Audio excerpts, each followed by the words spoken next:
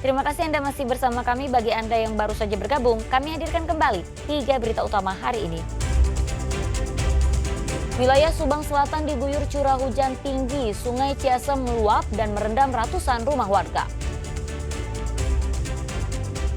Gedung SLBN Pajajaran yang menjadi cagar budaya dibongkar untuk sekolah rakyat. Wali Kota Bandung mengecam Kementerian Sosial dan Pemprov Jawa Barat. Ingin dapat kerja di pabrik mobil listrik asal Tiongkok, warga Subang antre ikut seleksi pelatihan bahasa Mandarin.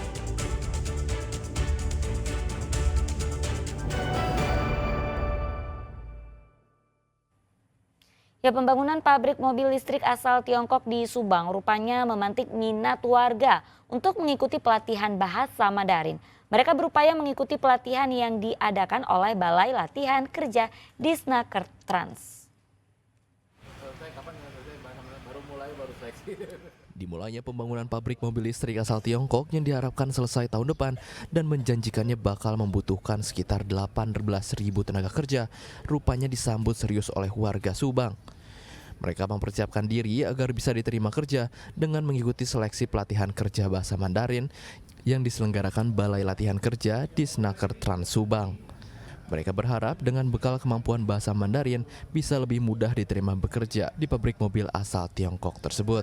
Saya sebagai salah satu calon yang mau lulus dari perkuliahan, karena adanya pelatihan ini akan membantu saya juga untuk daftar kerja gitu Pak. Ini memudahkan kita dalam mencari suatu pelatihan di Kabupaten Subang. Sebelumnya bahasa Mandarin bisa nggak?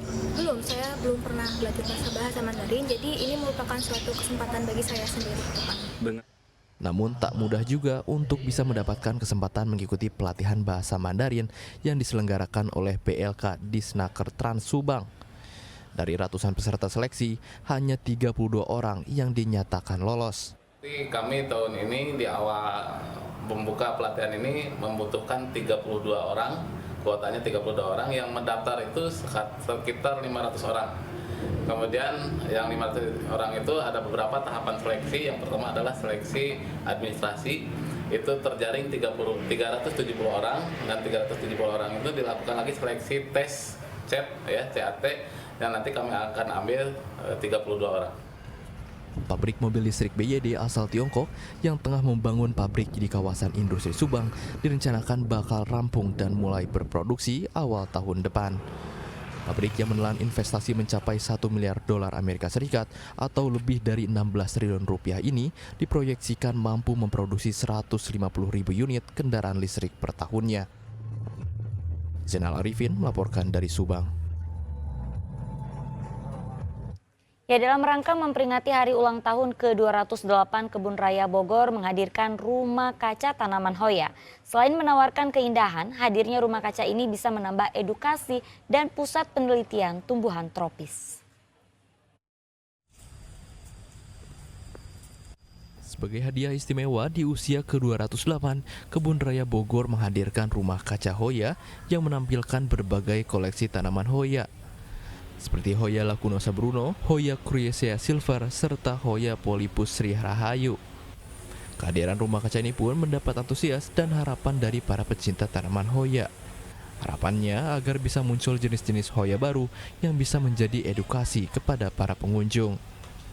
Di usia ke-208 tahun, pihak Kebun Raya Bogor juga mengharapkan kehadiran rumah kaca ini bisa menjadi percontohan tata kelola bagi kebun raya di seluruh Indonesia. Pasti sih di sini peralatannya modern. Dibanding sama greenhouse yang komunitas punya, di sini banyak tempat-tempat yang kayak ada kipasnya, ada pengukur suhunya. Jadi memang ini udah lebih modern dan bisa jadi acuan buat greenhouse di Indonesia gitu. Untuk tanamannya sendiri mungkin ada yang mungkin tidak ada di tempat lain atau seperti apa? Untuk tanamannya sih rata-rata memang ada di komunitas, cuman diharapkan karena ada greenhouse ini dan berdekatan dengan tempat untuk meneliti Hoya, semoga dari sini pun keluar nanti jenis-jenis baru, mutasi baru atau hybrid baru. Jadi ya harapan dari komunitasnya gitu. Ada edukasi nantinya ya? Betul. Ya, Kebun Raya Bogor harus menjadi contoh terbaik bagi tata kelola kebun raya di seluruh Indonesia. Saat ini kan kebun raya semakin banyak ya, tidak hanya yang dikelola BRIN tapi juga dikelola oleh pemerintah daerah maupun dikelola oleh kampus dan bahkan kawasan industri gitu. Jadi ini menjadi benchmark bagi seluruh kebun raya di Indonesia. Jadi harus semakin baik ya. Dari data peneliti Badan Riset Inovasi Nasional BRIN, saat ini jumlah populasi tanaman Hoya di dunia mencapai 400 jenis. 130 jenis atau 25%-nya berasal dari Indonesia yang menjadikan pusat keanekaragaman terbesar di dunia. Iwan Kurniawan melaporkan dari Kota Bogor. Yang menjelang tahun ajaran baru, ratusan sekolah di Kota Cimahi Selasa kemarin mengikuti Edu Fair 2025 atau pameran pendidikan. Kegiatan ini menampilkan beragam prestasi dan hasil karya masing-masing sekolah untuk menarik minat calon siswa didik baru.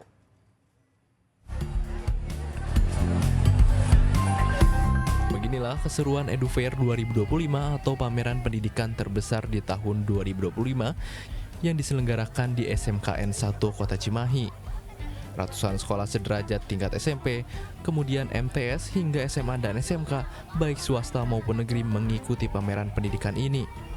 Antusias masyarakat termasuk orang tua dan para calon siswa didik baru untuk datang ke pameran ini cukup tinggi.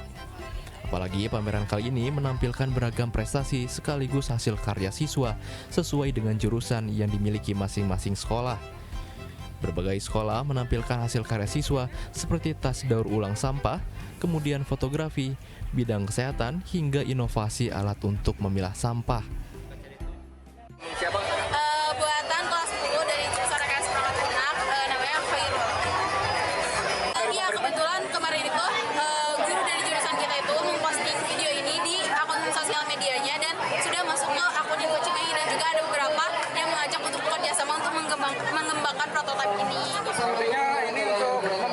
Sebagai motivasi pengunjung datang ke sini, maka SMA, SMP, SLB, MA negeri itu dilibatkan sehingga ada daya tarik untuk masyarakat yang akan siswa yang akan melanjutkan baik SD kelas 6 mau ke SMP maupun SMP kelas 9 yang mau ke jenjang SMA sederajat. Betul. Harapan kami adalah itu. Jadi dengan adanya Edu Fair itu, orang tua dan anaknya memahami minat kemana anaknya itu pengen sekolah. Jangan dipaksakan anak ke keinginan orang tua. Pameran pendidikan ini pun memberikan kesempatan luas bagi calon siswa agar tidak salah dalam memilih sekolah. Karena tak hanya negeri, sekolah swasta pun memiliki segudang prestasi dengan keahlian masing-masing jurusan yang dimiliki. Muhammad Abbas melaporkan dari Kota Cimahi.